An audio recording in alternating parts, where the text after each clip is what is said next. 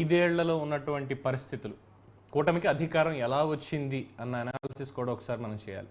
గత 5 ఏళ్లలో కేవలం బటన్లు నొక్కడం మాత్రమే, ఐ రిపీట్ అగైన్, బటన్లు నొక్కడం మాత్రమే చేసినటువంటి మాజీ ముఖ్యమంత్రి, ప్రస్తుత పులివెందుల ఎమ్మెల్యే జగన్మోహన్ రెడ్డి, నేను మొత్తం అందరికీ కూడా నేనేదో చేసేసాను, అసలు దేశంలో ఎవరు చేయనటువంటి సంక్షేమాన్ని నేను చేశాను, ప్రతి ఒక్కళ్ళకి కూడా ఆర్థిక పరిపుష్టి కల్పించేశాను అని చెప్పి కేవలం ఓటు బ్యాంక్ రాజకీయాలు చేశాడు అనడానికే నిదర్శనం ఈరోజు ఆయనకి మిగిలినటువంటి 11. ఆ 5 ఏళ్లలో జరిగినటువంటిది ఏంటంటే ఆస్తుల విధ్వంసం ప్రజలకు, అలాగే అన్యాక్రాంతం ప్రజలవి ప్రభుత్వానివి.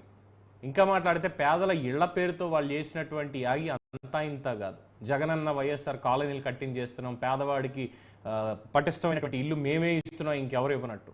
ఇందిరమ్మ ఇల్లు, డబుల్ బెడ్రూమ్ ఇల్లు, NTR housing, urban housing, prime minister schemes, మరి ఇవన్నీ ఎవరికి ఇల్లు ఇచ్చినవి కాదేమో, నాకైతే అర్థం కాదు. బట్ ఎలా ఉందంటే ఆర్భాటం ఎక్కువ, పని తక్కువ. ఈ 5 ఏళ్ళు అలాగే నడిచింది. ఇదంతా చూసినటువంటి ప్రజలు విసిగి వేసారి, లేదు మాకు మార్పు కావాలి, మేమేదో అనుకున్నాం, మేము అనుకున్న దానికి ఎక్కడా కూడా పొంతం లేకుండా పాలన సాగింది. ప్రతి దాంట్లోనూ ఏది తీసుకున్న ఆర్థిక విధ్వంసం చెప్పక్కర్లేదు, ఇంకా ప్రజల్ని తాకట్టు పెట్టి మరీ తెచ్చినటువంటి అప్పులు ఉన్నాయి. మద్యం బాబులు, మందు బాబుల్ని వాళ్ళని తాకట్టు పెట్టేసి, అంటే వచ్చే 30 ఏళ్ళు కూడా వీళ్ళు కొంటూనే ఉంటారు, ఇంత ఆదాయం దీని మీద వస్తుందని ఎస్టిమేషన్ చేసి బ్యాంక్ నుంచి 25,000 కోట్లు తెచ్చారు.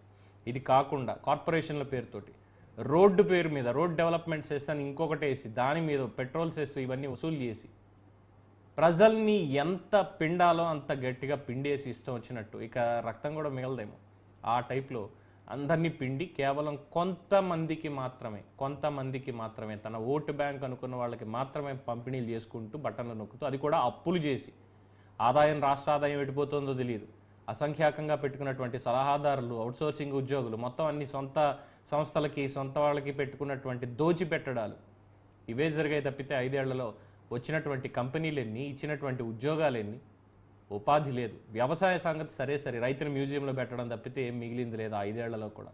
ఇక ఇరిగేషన్, మొత్తం అన్నీ ఏ సెగ్మెంట్ తీసుకున్నా సరే అన్నిట్లోనూ అట్టర్ ఫెయిల్యూర్గా నిలిచింది తప్పితే ఇంకొకటి లేనే లేదు అనడంలో ఏమాత్రం అతిశయోక్తి లేదు. ఇది ప్రజలు చెప్పినటువంటి విషయం. మనం జరిగినటువంటి ఎన్నికల్లో ప్రజలు ఇచ్చినటువంటి తీర్పు.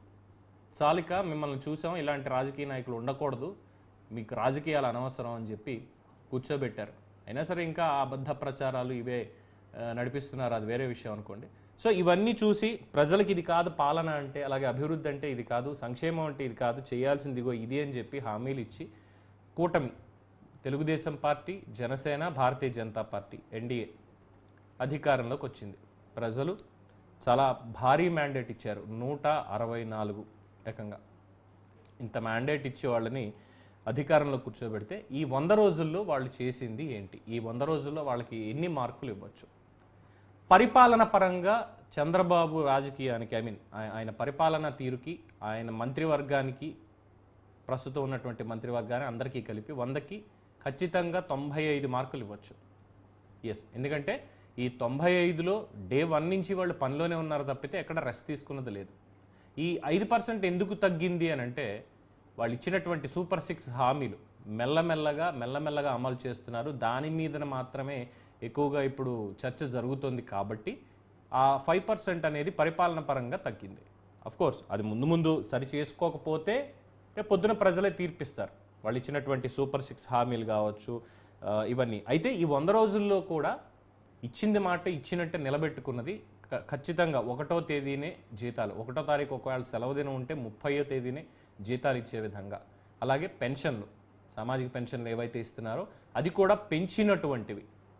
పెంచినటువంటి పెన్షన్లు, 4,000 రూపాయల పెన్షను, అలాగే 3 నెలల కాలంలో ఎన్నికలకు ముందే ఇచ్చారు కాబట్టి ఆ 3 నెలలది కలిపి మొదటి నెలలోనే 7,000 రూపాయల పెన్షన్ అనేది ఇవ్వడం, అది అభినందనీయం. నిజంగానే గట్స్ ఉండాలి. అది అప్పు తెచ్చి ఇచ్చారా, ఆదాయం నుంచి తీసిచ్చారా, ఎలాగా కేంద్రం ఇచ్చినటువంటి పన్నుల వాటా నుంచి ఇచ్చారా, మొత్తానికి ఇచ్చారు.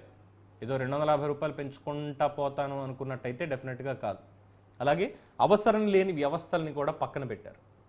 అవసరం లేదు అనుకున్నటువంటి వ్యవస్థల్ని పక్కన పెట్టారు. ముఖ్యంగా పవన్ కళ్యాణ్ గురించి చెప్పుకోవాలి. పంచాయతీరాజ్ శాఖ తీసుకొని చాలా సాహసమే చేశారు అని చెప్పి అందరూ అనుకున్నా, తన మార్క్ అనేది పరిపాలనలో చాలా స్పష్టంగా చూపిస్తున్నారు. పంచాయతీ లెవెల్ నుంచి ఏ విధంగా డెవలప్మెంట్కి మనం తోడ్పడాలి అని చెప్పి పంచాయతీల్ని బలోపేతం చేయడానికి ప్రభుత్వ పరంగా అట్ ద సేమ్ టైం మొన్న వచ్చినటువంటి వరదల్లో 400 పంచాయతీలకి ఒక్కొక్క ₹1,00,000 చొప్పున 4 కోట్ల రూపాయలు అని ఇవ్వడం, ఆయనకి ఆ శాఖల మీద అటవీ శాఖ కావచ్చు వీటి మీద ఆయనకున్నటువంటి మక్కువని, ఆయన బాధ్యతని, నేర్చుకోవాలన్న తత్వాన్ని కూడా ఆయన బయట పెట్టుకున్నారు. ఇక నారా లోకేష్ ప్రజా దర్బార్లు నిర్వహిస్తూ మంగళగిరిలో, అలాగే రాష్ట్రంలో ఎక్కడ పర్యటిస్తే అక్కడ ఒక సదస్సు లాంటిది నిర్వహిస్తూ ప్రజల నుంచి డైరెక్ట్గా కంప్లైంట్స్ ఏమైనా ఉంటే తీసుకోవడం, వాళ్ళకి ఏమైనా సర్వీస్ ఏం కావాలన్నది, అలాగే యువగళం పాదయాత్రలో తను ఇచ్చినటువంటి హామీల్ని ఒక్కొక్కటిగా నెరవేర్చుకుంటూ రావడం, ఇవన్నీ కూడా చూస్తూనే ఉన్నాం.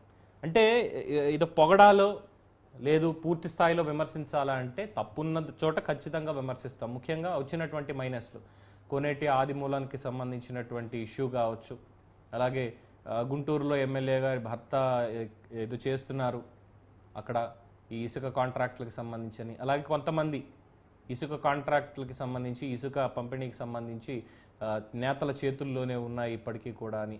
ఎందుకంటే దానికి నిన్న జరిగినటువంటి మీటింగ్లో చంద్రబాబు నాయుడే మొత్తం ఎమ్మెల్యేలందరికీ కూడా చెప్పారు, ఏ ఒక్కరూ కూడా అసలు ఇసుక పంపిణీ వ్యవస్థలో వేలు పెట్టొద్దు, ఎవరు జోక్యం చేసుకోవద్దు అని. అంటే ఇప్పటివరకు కాస్త కోస్త జోక్యం చేసుకున్నట్టే అన్నటువంటి ఆరోపణలు వినిపిస్తున్నాయి.